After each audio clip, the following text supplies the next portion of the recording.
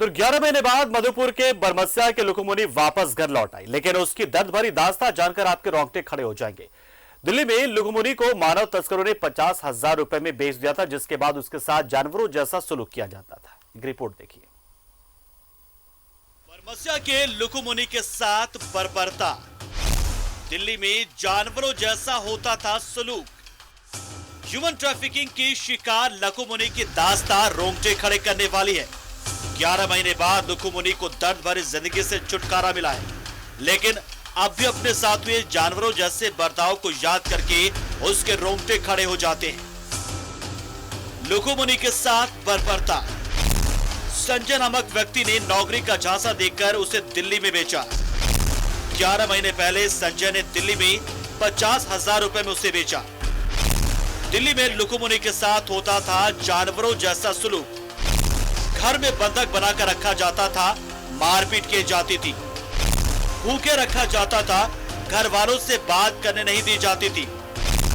लुकुमुनी के पिता ने मार्गोमुंडा थाने में इस बात की शिकायत की थी और इसके बाद प्रेरणा भारती संस्था की पहल पर घर लौटी है लुकुमुनी। इसको नहीं मालूम था कि वहाँ पर काम कैसे किया जाता है, क्योंकि ये जस्ट यहाँ से उठ करके दिल्ली शहर गई थी। उस दौरान में इसके साथ डांट डपट मारपीट वगैरह होती थी, क्योंकि इसका काम नहीं पता था और ये सारी चीजें हो रही थी।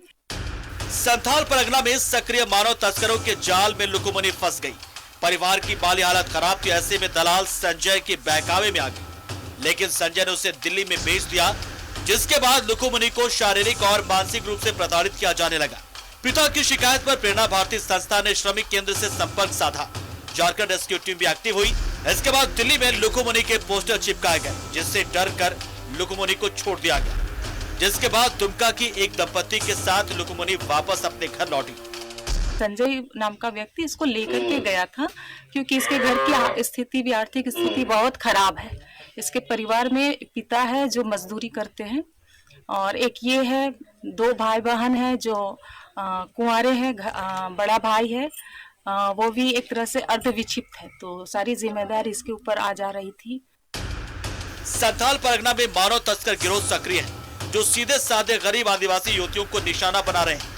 11 महीने के बाद लुकुमुनी को किसी तरह से तस्करों के चंगुल से बचा तो लिया गया है, लेकिन ऐसे कई और लुकुमुनी हैं जिन्हें अब भी मदद का इंतजार है। न्यूज़ 11 भारत के लिए मधुपुर से राजेश कुमार की रिपोर्ट।